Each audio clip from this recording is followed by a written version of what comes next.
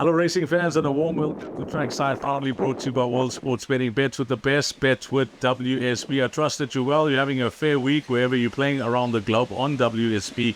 Looking forward to this weekend's racing. It's an outdoor weekend. It was one of the premier race days on the South African racing calendar. It is Daily News Day on Saturday at Greyville. And then on Sunday, we move over to Kenilworth. Well, with that bumper race day on Saturday and a carryover of 1 million to the Pick 6, we're concentrating on the race meeting on Saturday, where I picked out 4 horses to follow, and we'll give you a guide for the Pick 6. Let's begin early. 4 horses to follow on the day. Race number 1, and we're going with that combination of Snaith and Faris. Justin leads the trainer's log, and he's not going to be caught. He's just too far ahead. And Richard Fourie, well, I think he's left it too late. There's 2 months to go. Keegan DeMello's got a sizable lead. Richard's going to be chasing. He'll bridge the gap, but he's not going to catch Keegan. So he'll have to settle for second this year on that jockey's log. Well, in race number 1, it's Snaith and Fourie with Rabbadash, a horse that debuted against winners first time out. And one must say it was a promising introduction to his career, racing against that type of field first time out. Rabbadash, we know, is trained by Vaughan Marshall, and that was a good winner.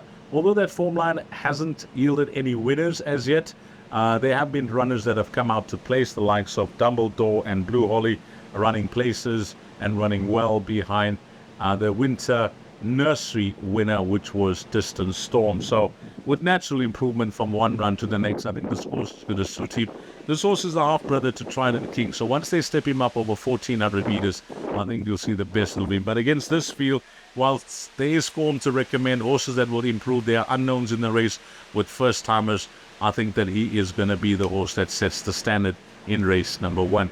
Then we go on to race number 5. Now, the 5th race is the Lonsdale Syrup Cup. It's a Group 3 over 2,400 meters, the first of our 3 big features on the day.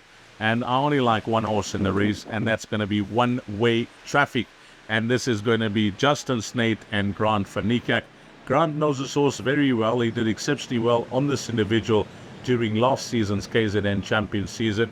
He did run 3rd in this race behind Shango, and then he followed up in that consolation race on July Day, the July Consolation, and he won that effortlessly. His last start, the signs were there, back in KZN, that he's ready to do bigger and better things. That was a tremendous run from him in the World Sports Betting 1,900 meters. We know Pakaia won at Winchester Mansion, ran his heart out, and of course Rascallion ran a big race, but this was one of the runners that grabbed my attention, the way he was finishing off. And he's a big mover. In the Hollywood Bets Durban July betting, he's shortened from 66 to 1 into 20 to 1. That is a big drop for him. But he's not in the top 20 on that Hollywood Bets Durban July log. And of course, this is not a race that automatically qualifies you for getting into that prestigious race on the continent. But I think he needs to win this to almost be guaranteed an invitation into the 2023 Hollywood. So I think he's going to be primed to the tee. Justin's going to have him polished up and ready to put his best foot forward. And for my money, whatever beats him wins. Horse number 11, race number 5. Then in the Willavington, over 2,000 meters, I like 2 horses. And it wasn't a case of spinning a coin between the 2. I've looked at them closely. And whilst I have a lot of respect for Rain and Arlen, who has certainly turned the corner of late, and I think compliments must be given to Shayna Terry, because she was a star 3-year-old. She lost her way a bit after the issues that she had after that lengthy absence. But she's taken a bit of time, but she's really found her feet of late. She was the winner of the Colorado King last time out. She ran a good race, an unlucky 3rd, one could say, in the World Sports Betting Premier's Champions Challenge. So she seems to be at her best now as a 4-year-old. Signs of that star 3-year-old in her these days, Rain in Holland. But the runner that I've gone for is Silver Darling. Justin Snaith's runner, who won this race last year as a 3-year-old. And as you would have gauged, if you had a look at the race card, they've opened this to older horses as well. It used to be for 3-year-olds only, but this is now a 4-year-old Silver Darling. And having won this race last year, wouldn't that be something to win it as a 3-year-old and go back-to-back winning it as a 4-year-old?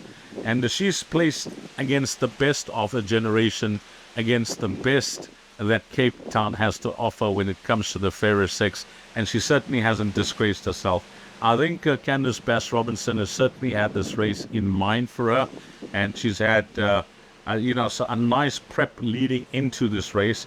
I say a nice prep because I'm talking about a last start where she wasn't disgraced behind Navy Strength.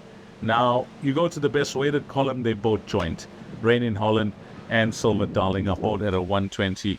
And they're taking on quality horses here, younger horses that will have to up their game to compete against the older horses. But I think number 14, Silver Darling, at around 5-6 to 1 in the betting.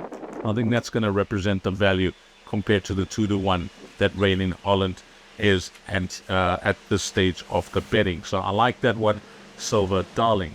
Then on to race number 6. That was race number 6. So we've given you race number 1, race number 5, race number 6. The last of my 4 horses to follow comes up in race number 8.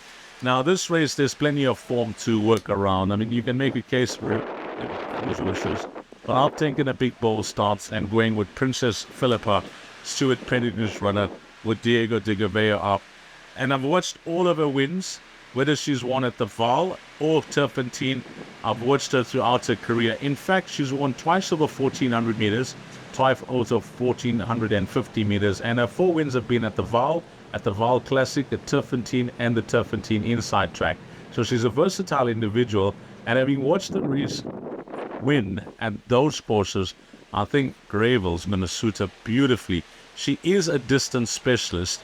And when Stuart Pettigrew would have had a look at the program for this day, he would have started warming up because he's got a horse that loves racing over 7 furlongs.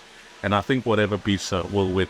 She's currently trading at around 6 to 1. And for my money, there is plenty of value to be had at those odds. Princess Philippa to win race number 8. Now, I promised a pick 6 guide. So let's go to my pick 6 guide quickly. The pick 6 will begin in race number 4. Jot this time down, guys. 13:25. You don't want to be caught napping. It's $1 million carried over to the pool. And these are my numbers. First leg, I'm going against my rule. My rule is normally, if it's more than half the field, include the field. Well, I've gone against my rule in a big way here because I'm including 4 runners. I'm leaving out 2 horses. My numbers will be 3, 4, 5, and 6. Then we've gone with the banker. And the banker comes up in race number 5. One-way traffic, as we mentioned in our 4 horses to follow. So 11 a banker. Then 2 horses in the next leg.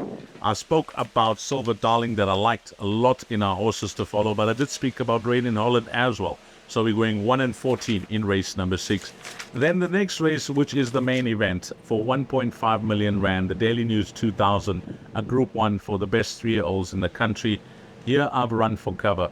Don't ask me why, because See It Again is the biggest mover in the Hollywood Bets Durban July anti-post log. From 66 to 1, I haven't seen this in all my time. A horse from 66 to 1 shortened to be the ruling favorite. So some may say, we're going to bank a See It Again. I mentioned I've run for cover. I've included number 1, Cousin Katie. Number 3, without question. 5, Anfield's Rocket. 6, Dave the King. And 7, See It Again. So 1, 3, 5, 7, and 6.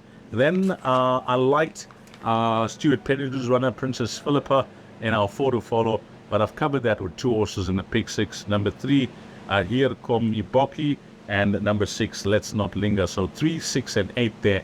And then what are we doing at the back in race number 9? Well, you guessed it. It's so difficult to try and narrow it down. I've gone with the field. So 3, 4, 5, 6, 11 a banker, 1 and 14, by 1, 3, 5, 6, and 7, by 3, 6, and 8, by the field. And that is it, guys. I wish you all the best over this weekend. It's a bumper weekend on the South African racing calendar. Hopefully it turns out to be a huge day for you, a profitable day, a day full of success, and you catch that pick 6 as well from the entire team at World Sports Betting. As always, thanks to all the punters, but more importantly and more especially, thanks to you, the valued customer. Until next weekend, you take care. Salani guys.